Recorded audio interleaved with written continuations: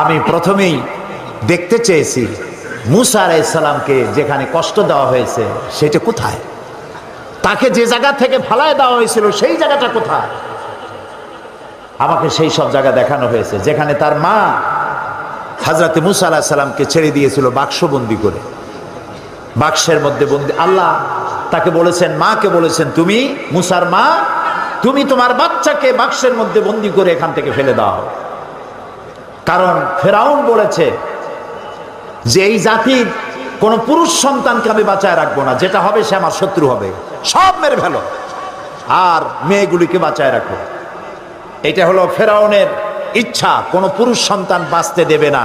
আর আল্লাহর ইচ্ছা মুসা আলাইহিস সালামকে আল্লাহ ওর জমিনে পাঠাবেন। কার ইচ্ছা কার্যকরী হবে? কার? আল্লাহ তাআলা মুসা আলাইহিস সালামকে বানায় ফেললেন। এখন বাঁচবে কেমনে? তারে তো মেরে ফেলবে ফেরাউন। দেখেন অবস্থা। আল্লাহ তাআলা বললেন বাক্সবন্দি করে তারে নদীতে ছেড়ে দাও। মায়ের কয়েকটা কন্যা সন্তান হয়েছে, এই প্রথম ছেলে মুসা আলাইহিস সালাম, তাকে বাক্সবন্দি করে আল্লাহর হুকুমে নদীতে ফেলে দিলেন। মা কাঁদতেছে, কাটা কবুতরের মতো ছটফট করছে। কলিজার টুকরো সন্তান নদীতে ভাসায় দেওয়া মায়ের জন্য কি অবস্থা বুঝতেই পারে। নদীর স্রোতে ভেসে যাচ্ছে আর তার বোন নদীর পার দিয়ে যাচ্ছে, বাক্স যায় কই। ঘটনা কোরআন শরীফে আল্লাহ উল্লেখ করেছেন, আর সেই জায়গাটা আল্লাহ আমাকে দেখার তৌফিক দিয়েছেন। ভাসতে ভাসতে এই বাক্স গিয়ে থামলো ঠিক সেইখানে যেখানে ফেরাউন আর আসিয়া দুজনে বসে পড়ন্ত বেলায় নীল দরিয়ার দৃশ্য দেখতেছে, বাতাস খাচ্ছে, ঢেউয়ের তাল দেখতেছে। বাক্স এসে সেখানে থেমে গেল। ফেরাউন আশ্চর্য হলো, বাক্স এসে থামলো এখানে, দেখো বাক্সে আছে কি, উঠাও বাক্স। বাক্স উঠানো হলো, খুলে দেখে গোলাপের পাপড়ির মতো চেহারা সুন্দর একটি বাচ্চা। ফেরাউন বলছে এই তো আমার দুশমন, তরবারি আনো, হত্যা করো, আমার দুশমন পেয়ে গেছে। হযরতে আসিয়া বলছেন, ফেরাউন তুমি খোদা না বেহুদা? এই ছোট্ট বাচ্চা তোমার শত্রু, কি বলো তুমি? আমাদের তো কোনো বাচ্চা কাচ্চা নাই, মনে হয় আল্লাহ তাআলা আমাদেরকে এই বাচ্চাটা দিয়েছেন, চলো এটাকে আমরা লালন পালন করি, তুমি এর মারি না। বাচ্চা নিয়ে গেল বাড়ি। দেখেন অবস্থা। এখন বাচ্চারে দুধ খাওয়াইতে হবে। যেই বাচ্চা পুরুষ সন্তান বাঁচতে দেবে না যে ফেরাউন, সেই ফেরাউন এই বাচ্চারে দুধ খাওয়াবার জন্য পাগল হয়ে গেছে। ধাত্রীগুলো ডাকা হলো, কোন ধাত্রীর কোলে সে ওঠে না, বাচ্চা কারোর দুধ মুখে নেয় না, খালি কাঁদতেছে। আল্লাহ রাব্বুল আলামিন পরবর্তী সময় হযরত মুসা আলাইহিস সালামকে বলেছেন, মুসা ফেরাউনের ঘরে তুমি কাঁদতেছো আর তোমার মা তোমাকে না পায়া কাঁদতেছে, আমি রহমানুর রহিম এটাকে সহ্য করতে পারি নাই। বোন গিয়ে বলছে ফেরাউনকে, জাহাপানা আমার কাছে একটা ধাত্রীর খবর আছে, ওই মেয়ে লোকটা যে কোনো বাচ্চা কোলে নিলি দুধ খায়। ফেরাউন বলছে নিয়ে আসো, যত টাকা লাগে দেব। বোন গিয়ে তার মায়েরে নিয়ে আসছে। মা এসে বাচ্চা পেয়ে গেল, বাচ্চা কোলে নিল, বাচ্চা দুধ খাওয়া আরম্ভ করলো। ফেরাউনের বাড়িতে পয়সা দিয়া টাকা দিয়া ফেরাউন রাখলো আর দুধ খাওয়াইলো। মুসা আলাইহিস সালাম একটু বড় হলেন, একটু বড় হয়েছেন, নাদুস নুদুস চেহারা। ফেরাউন কোলে নিয়েছে, পয়গম্বরী চেহারা তো, সলিমুদ্দি কসিমুদ্দি মার্কানা।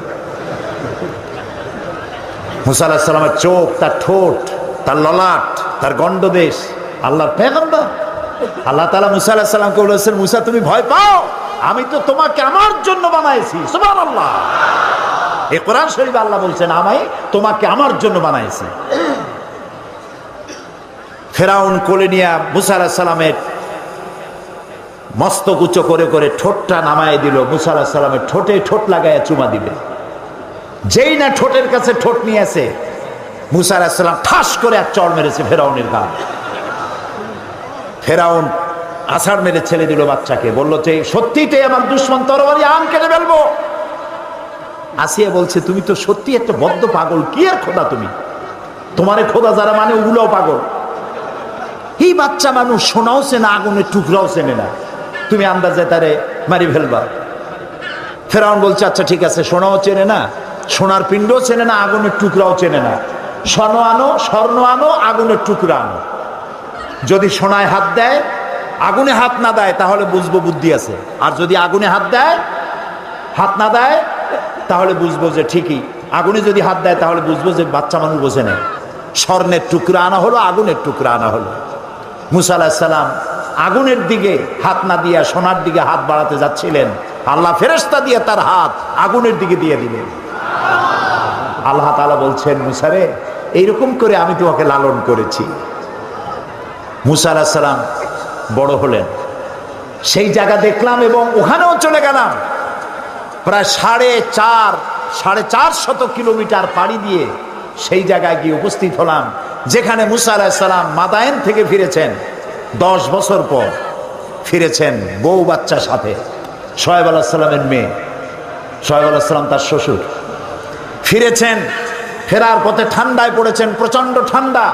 এই ঠান্ডার ভেতরে তিনি তার স্ত্রী ছেলে মেয়েকে বসায় দিয়েছেন এবং সেখানে আল্লাহ তাআলা বলছেন, হযরত মুসা আলাইহিস সালাম তার পরিবর্গকে বললেন যে অন্ধকারে পড়ে গেলাম, এখন যাব কোথায়? দূরে আগুন দেখা যায় একটা গাছে। ইজরা নারান ফাকালা লিআহলিহিম কুতু ইন্নী আনাস্তু নারান লাআল্লী আতীকুম মিনহা বিকাবাসিন আও আজিদু আলান নারি হুদা। তিনি যেটাকে আগুন দেখে মনে করেছিলেন যেটা আগুন, তিনি বললেন তোমরা অপেক্ষা করো, আমি আগুনের কাছে যাই, হয় আগুন আনবো আর না হয় আমাদেরকে আল্লাহ, আমি একটা রাস্তা পেয়ে যাব কোন পথে আমরা যাব। ফালাম্মা তাহা নুদিয়া ইয়া মূসা ইন্নী আনা রাব্বুক ফাখলা'না আলাইক। আগুনের কাছাকাছি যিনি যখন হয়েছেন, আগুনের ভিতর থেকে আওয়াজ এলো, এটা আগুন টাগুন কিচ্ছু না, ইন্নী আনা রাব্বুক, আমি তোমার রব, আমি তোমার আল্লাহ। ফাখলা'না আলাইক, জুতা খুলে আসো। ইন্নাকা বিল ওয়াদিল মুকাদ্দাসি তুয়া, তুমি তো পবিত্র উপত্যকায় পৌঁছে গেছো। ওয়াদি আরবিতে বলা হয় ওয়াদি, বাংলায় বলা হয় উপত্যকা। দুই পাহাড়ের মাঝখানে সমতল জায়গাকে উপত্যকা বলা হয়। আমরা সেখানে গেলাম। উপত্যকায় ওয়াদিয়ে মুকাদ্দাসে যাওয়ার আগে আমার এই আয়াত মনে পড়েছে। আল্লাহ তাআলা বলছেন ফাখলা'না আলাইক ইন্নাকা বিল ওয়াদিল মুকাদ্দাসি তুয়া। মুসা আলাইহিস সালামকে আল্লাহ বলছেন জুতা খোলো। আমি ভরসটে জুতা আগেই খুলে ফেলেছি। এখানে মন্ত্রী এমপি গোষ্ঠী সুদ্ধা ভিতরে ঢুকতেছে মাথা নিচু করে, মাথা নিচু করে, ঠিক এইভাবে নিচু করে ঢোকে। আমি জিজ্ঞেস করলাম আমার পাশে যিনি বসা, ভাই আমি তো নতুন মানুষ, পার্লামেন্টে জীবনে আসি নাই, এই যে যারা ঢুকতেছে মন্ত্রী এমপি গোষ্ঠী সুদ্ধা রুকু দিয়ে ঢোকে কেন? কয় না রুকু না, এটা নিয়ম, আপনি তো বোঝেন না। আমি বললাম বুঝি না বলেই তো জিজ্ঞেস করতেছি, মাথা নিচু করে কেন? দেখেন আমাকে বই দিল, বইতে rules of procedure article number 267, ওখানে লেখা আছে পার্লামেন্টে ঢোকার সময় এবং বেরোবার সময় উভয় অবস্থায় স্পিকারকে সম্মান জানাবার উদ্দেশ্যে মাথা ঝুঁকাইয়া সম্মান প্রদর্শন করিতে হইবে। নাউযুবিল্লাহি মিন যালিক। আমার মাইন্ড স্ট্রাইক করলো, কিন্তু পার্লামেন্টের নতুন মানুষ কেমনে কথা কয় জানি না, কোন কথা বলবো আর বলবে বসেন, বেইজ্জতি কাণ্ড। আমার বুঝতে সময় লাগলো 2-3 দিন পার্লামেন্টে কি সব ধারা নিয়ে কথা বলা যায়। 3 দিনের মাথায় পয়েন্ট অফ অর্ডারে দাঁড়ালাম, 15 মিনিট বক্তব্য রেখেছি। হুমায়ুন রশিদ সাহেব তখন স্পিকার ছিলেন, তিনি মারা গেছেন, আল্লাহ তাকে রহম করুন। আমি তাকে বললাম রুলস অফ প্রসিডিওরের আর্টিকেল নাম্বার 267 এটি কোনো মুসলমান মানতে পারে না। মুসলমানের মাথা নত হবে কেবলমাত্র আল্লাহর সামনে, কোন মানুষের সামনে মাথা নত হতে পারে না। কোরআন আর হাদিস দিয়ে বুঝাইলাম। 15 মিনিট স্পিকার আমার দিকে তাকিয়ে থাকলেন। 15 মিনিট শেষ হওয়ার পর, বক্তব্য শেষ করার পর তিনি আমাকে বললেন, মৌলানা সাহেব আপনার বক্তব্যের সাথে আমি 100% একমত, কিন্তু আমি তো এইভাবে এটা বন্ধ করতে পারবো না, এই জন্য আপনাকে বিধি মোতাবেক নোটিশ দিতে হবে। নোটিশ কমিটিতে উঠবে, সেখানে আলোচনা হবে, সেখানে আলোচনার সিদ্ধান্ত যেটা হয় সেটা পার্লামেন্টে আসবে। তারপরে আমার রুলিং যাবে। আমি যথাবিহিত নোটিশ দিলাম, আলোচনা হলো। এই আলোচনার পর আমার নোটিশ নিয়ে তদানীন্তন সরকার ডিপ ফ্রিজের মধ্যে আটকাই দিল, আর বের হলো না 5 বছরে। আল্লাহ আবারও আমাকে নির্বাচিত করাইয়া পার্লামেন্টে ঢুকালেন, আর আমার টার্গেট ছিল এটা বন্ধ করতে হবে। এই পার্লামেন্টে এসে আমি আবার এই বিষয় উত্থাপন করলাম, নোটিশ দিলাম, মিটিংয়ে উঠলো, সিদ্ধান্ত হলো বর্তমান পার্লামেন্ট এটা অ্যাকসেপ্ট করেছে, কিয়ামত পর্যন্ত বাংলাদেশ পার্লামেন্টে আর স্পিকারের সামনে মাথা ঝুঁকাইতে হবে না।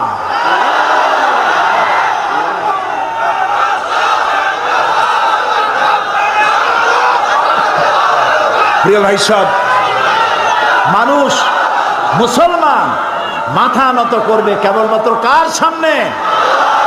আল্লাহ ছাড়া কারোর সামনে মাথা নত করা যাবে না। আর নামাজ একমাত্র সিস্টেম যার মধ্য দিয়ে নিজেকে ছোট করা যায়। আল্লাহ সব থেকে বড়, আমি ছোট।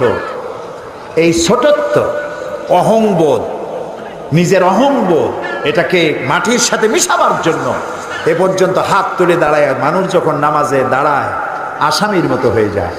রুকুতে গেল, নিজের অস্তিত্ব আরো অবনমিত হলো। সেজদা যখন দিল তখন তার অহংকার মাটির সাথে মিশে গেল। আমি সেজদা দিয়ে বললাম, আল্লাহ তুমি শ্রেষ্ঠ, আমি তোমার গোলাম। আল্লাহ রসুল বলেছেন, প্রশ্ন করা হয়েছে, হে রাসূল, বান্দা আল্লাহর নিকটবর্তী হয় কখন? নবী করিম সাল্লাল্লাহু আলাইহি ওয়াসাল্লাম বলেছেন, বান্দা যখন সেজদা দেয় একদম আল্লাহর কাছে চলে যায়।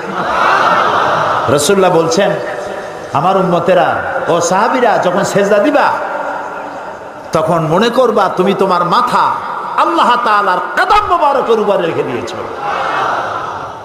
সেজদা দিয়ে মনে করবেন, আল্লাহ আমি আমার মাথা আপনার পায়ের উপরে ছেড়ে দিচ্ছি। সুবহানাল্লাহ। এরকম সেজদা দিয়ে দেখেন, সেজদায় কত মজা। দেখেন না, মানুষ বলে, ভাই এমন কাজ আমার ছেলেতে করছে, আমার নাক কাটা গেছে। সত্যি কি নাক কাটছে নাকি? না, মর্যাদাহানি হয়েছে। আবার বলে আমার কপাল ফুলে গেছে। কপাল কি খোলে টলে গেছে? আবার কপাল পুড়িয়ে গেছে। এর অর্থ কি? ভাগ্য। কপাল কিসের প্রতীক? ভাগ্যের প্রতীক, না মর্যাদার প্রতীক। কেউ যদি তার মর্যাদা বাড়াতে চায়, কেউ যদি তার ভাগ্য সুপ্রসন্ন করতে চায়, তাহলে প্রত্যেক দিন দৈনিক 5 বার মাটি নামক দাসখতের উপরে নাক আর কপাল নামক কলম দিয়া সই করতে হবে 5 বার, আল্লাহ আমি কেবলমাত্র তোমারই গোলাম, তুমি ছাড়া কারো গোলাম নই। ফজরে একবার, জোহরে একবার, আসরে একবার, মাগরিবে একবার, আবার রাত্রে শুতে যাব তখনও আর একবার। পৃথিবীতে যখন আসছিলাম তখন কানে কি শুনেছি মনে আছে? মনে নাই, তবে আপনারা জানেন। আজানের প্রথম শব্দ কি? ইকামতের প্রথম শব্দ কি? নামাজের প্রথম শব্দ কি? জীবনের শেষ নামাজ সালাতুল জানাজা, প্রথম শব্দ কি? শেষ শব্দ কি? এর দ্বারা প্রমাণ হলো আমার জন্ম থেকে কবরে যাওয়া পর্যন্ত জীবনের প্রতিটি ক্ষেত্রে আমি গোলাম। আমাকে ঘোষণা করতে হবে আল্লাহু আকবার। নামাজ হয়ে গেছে, দোকান বন্ধ করে দাও। মক্কা শরীফ, মদিনা শরীফ যায় দেখেন, যখনই আজান হয়ে যায় সব দোকান বন্ধ করে দেয়। আর আমরা দোকান বন্ধ আমার দেশে করে না, যে দোকান বন্ধ করলে বেচা কিনে কম হয়ে যাবে। আরে ভাই, আল্লাহর নামাজ পড়তে যাচ্ছেন, কামাইতে বরকত দেওয়ার মালিক কে? আপনি নামাজের জন্য দোকান বন্ধ করে যে নামাজে গেলেন, এই যে সময়টা গেল, হতে তো পারে নামাজ পড়ে আসার পর একজন খরিদ্দার এমন পাবেন যাতে ওই সময় যত খরিদ্দার আসতো একজনে সব কিনে নিয়ে যাবে। হতে পারে না? এই জন্য আল্লাহকে সেজদা দেন বেশি করে, নামাজ ভুলবেন না। অফিসার হন, যেই হন, এখন তো যৌবন কাল, একটু বিয়ে ঠিয়া করি, বাচ্চা টাচ্চা হোক, তারপরে ধীরে ধীরে নামাজ ধরবো। তুমি যে বিয়ে করতে পারবা তার কোনো গ্যারান্টি আছে? তোমার যে বাচ্চা হবে তার কোনো গ্যারান্টি আছে? তুমি যে বুড়া হবা তার কোনো গ্যারান্টি আছে? বৈশাখ মাসে যখন ঝড় হয়, ঝড়ে শুধু পাকা আম পড়ে না, কাঁচা আমগুলোও পড়ে, ঠিক না? নিঃশ্বাসের কোনো বিশ্বাস নাই, আজ আছি কাল নাই, এই অবস্থা। এই যে কথাগুলি শুনলাম, আল্লাহ যেন আজকেই এশার নামাজ যারা পড়ে নাই আজকে থেকেই যেন এশা থেকে নামাজ শুরু করতে পারি, আল্লাহ যেন তৌফিক দেয়, বলেন আমিন।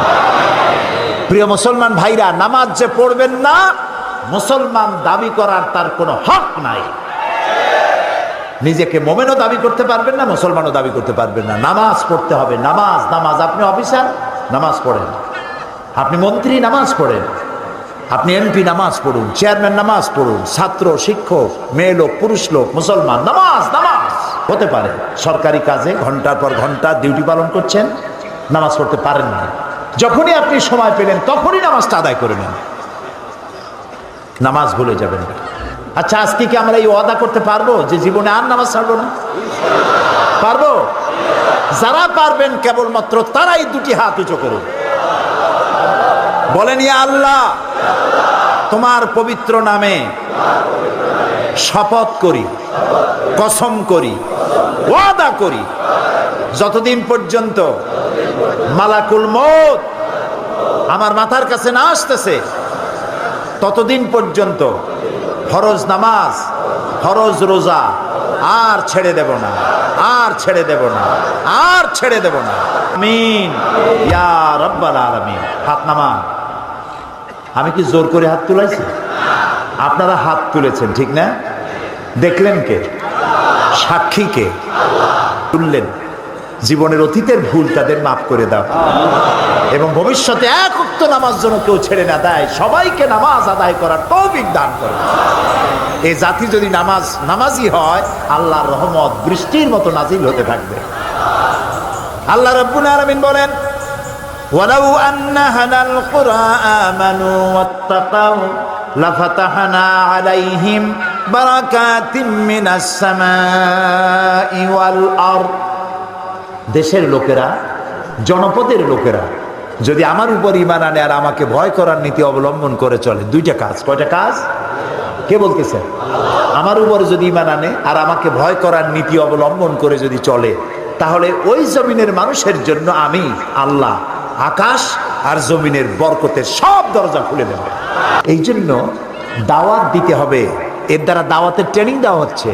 আমরা উম্মতে দাওয়াত, আমাদেরকে ট্রেনিং দেওয়া হচ্ছে।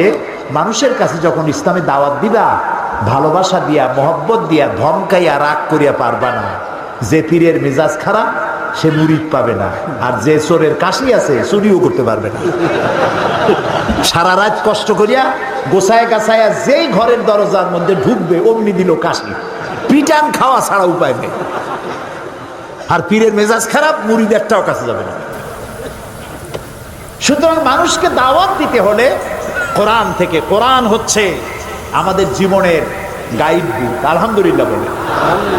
আমি গতকাল বলেছি যে লোকমান নবীও না, রসুলও না, তিনি আল্লাহর থেকে প্রাপ্ত একজন জ্ঞানী মানুষ। তিনি তার ছেলেকে 9টা নসিহত করেছেন। কয়টা? নসিহতগুলি আল্লাহর কাছে পছন্দ হয়ে গেছে, এবং আল্লাহর কাছে এই নসিহত এত পছন্দ হলো যে হযরতে লোকমানের নাম দিয়ে আল্লাহ তাআলা সূরা নাজিল করে লোকমানকে চিরন্তন করে দিলেন। ছেলেকে প্রথম যে নসিহত করেছিলেন, সে নসিহত প্রথমটা ছিল লা তুশরিক বিল্লাহ ইন্না শিরকা লা যুলমুন আযীম। শিরক করবে না, আল্লাহর সাথে শরীক করবে না কোনো অবস্থাতে। 2 নম্বর নসিহত হলো ইয়া বুনাইয়া আকিমিস সালাত ওয়া'মুর বিল মা'রুফি ওয়ানহা আনিল মুনকার ওয়াসবির আলা মা আসাবাক ইন্না যালিকা মিন আজমিল উমুর।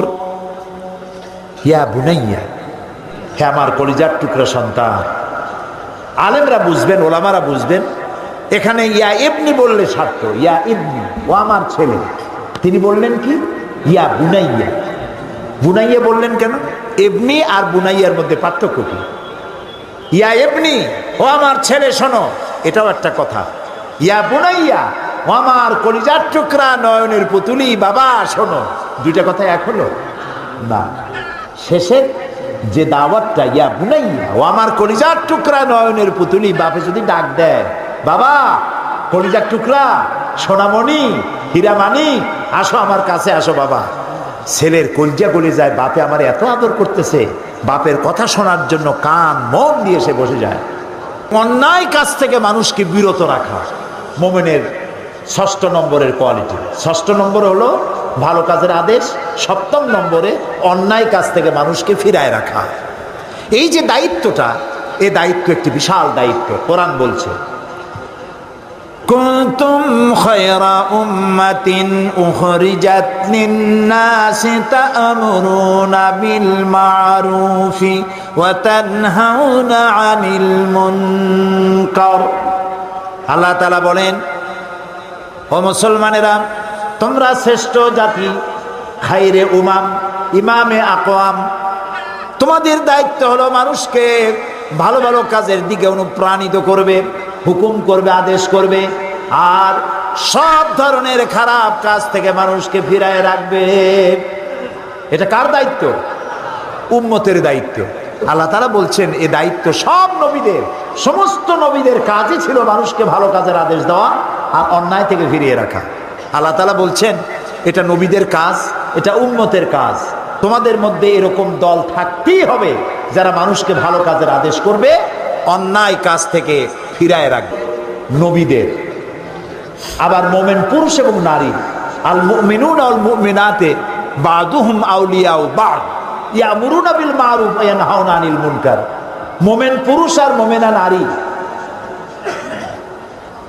এই একে অপরের বন্ধু, এবং এদের দায়িত্ব হলো মানুষকে ভালো কাজের আদেশ করবে, অন্যায় কাজ থেকে ফিরিয়ে রাখবে। আল্লাহ তাআলা বলছেন এই কাজটি ব্যক্তি, প্রত্যেকটা ব্যক্তি। দেখুন সূরা লোকমান, কোন সূরা? সূরা লোকমান। সূরা লোকমানে দেখা যায় যে ছেলে পরীক্ষায় ফেল করছে। ফেল করে না? একজনে বলছিল, ভাই আপনার ছেলে তো ফেল করছে। কয় আলহামদুলিল্লাহ।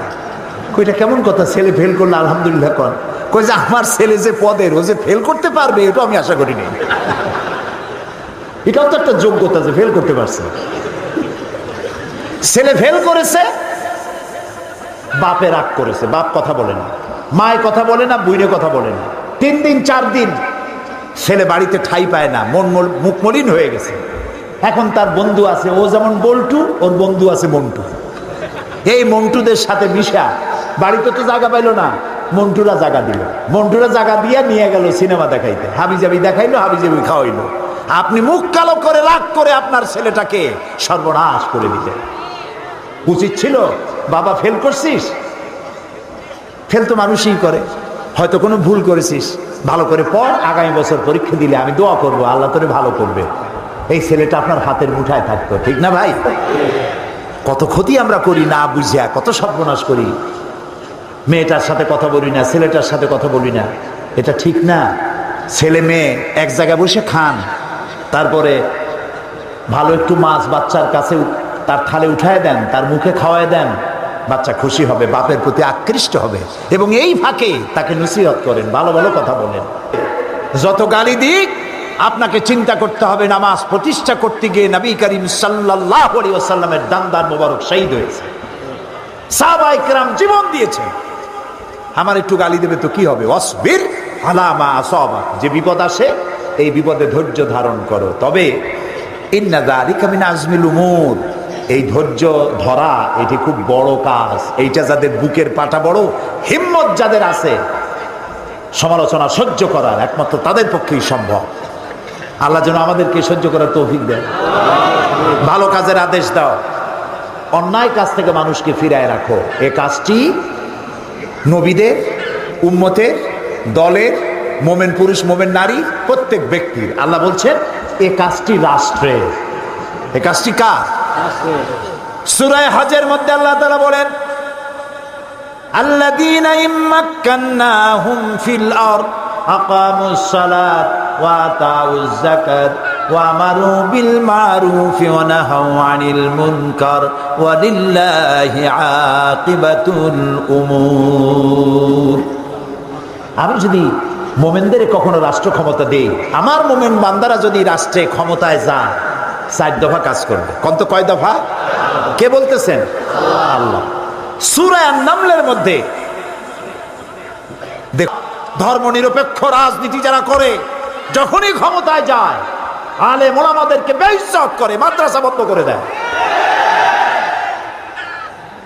ফসলের হানি করে, মানুষকে কষ্ট দেয়, নির্যাতন করে। আর আল্লাহ বলছেন মোমেনরা যদি ক্ষমতায় যায় কয় দফা কাম করে? 4 দফা। আকামুস সালাত, নামাজ প্রতিষ্ঠা করে, ক্ষমতায় গিয়েই নামাজ প্রতিষ্ঠা করে। সুবহানাল্লাহ বলে।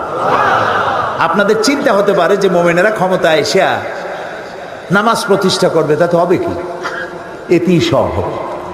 কিরকম হবে? জোহরে রক্ত হবে, রাষ্ট্রের পক্ষ থেকে বলা থাকবে জোহরে রক্ত বেলা 1টায়, বেলা 1টা থেকে 1:30 পর্যন্ত নামাজের বিরতি, 15 মিনিটের মধ্যে নামাজ শেষ, আর 15 মিনিট দুপুরের আহার গ্রহণ। আধা ঘন্টার মধ্যে নামাজ সারো, খাওয়া সারো, অফিস আবার চলবে, কলেজ আবার চলবে, বিশ্ববিদ্যালয় আবার চলবে, কলকারখানা, ক্ষেত খামার আবার শুরু হয়ে যাবে।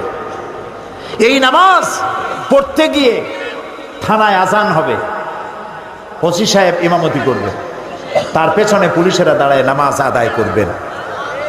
যেই থানার ওসি তার থানার পুলিশের ইমামত করে নামাজ আদায় করে, সেই থানার ওসিরে পিটাইয়াও ঘুষ খাওয়ানো যাবে? সুবহানাল্লাহ। এসপি যদি মসজিদের ইমাম হয়, মন্ত্রী যদি মসজিদের ইমাম হয়, এমপি যদি মসজিদের ইমাম হয়, তাহলে টিয়ার কাবি খা জম্মের খাওয়া খাবে না। বিশ্ববিদ্যালয়ের ভাইস চ্যান্সেলর আজান হয়েছে, তিনি ইমামত করবেন। ছাত্র, শিক্ষক, শিক্ষয়িত্রী, ছাত্রী পেছনে নামাজের জন্য দাঁড়ায় গেছে। এই বিশ্ববিদ্যালয়ে সন্ত্রাস চলতে পারে না। নামাজ কায়েম, সমাজ ঠিক। সুবহানাল্লাহ। প্রিয় ভাই সব, নামাজ প্রতিষ্ঠা করবে 1 নম্বরের কাজ। 2 নম্বরের কাজ যাকাত আদায় করবে। জাকাত, জাকাত, জাকাত ভিত্তিক অর্থনীতি চালু হলে ইকুয়াল ডিস্ট্রিবিউশন হবে। কেউ খাবে আর কেউ খাবে না, এটা থাকবে না। 7 তলার গাছতলার ব্যবধান থাকবে না। এটা আল্লাহর বিধান। এটা কার বিধান? শয়তান সব জায়গায় আল্লাহর বিধানের উল্টাপাল্টা একটা কিছু করছেই। আল্লাহ করেছেন খেলাফত, আর শয়তান করেছে মুলুকিয়া, রাজতন্ত্র। রাজতন্ত্র কার করা? শয়তানের করা। আল্লাহ করেছেন জাকাত ভিত্তিক অর্থনীতি, শয়তান করেছে সুদ ভিত্তিক অর্থনীতি। আল্লাহ করেছেন ইসলাম, শয়তান করেছে ধর্ম নিরপেক্ষ মতবাদ।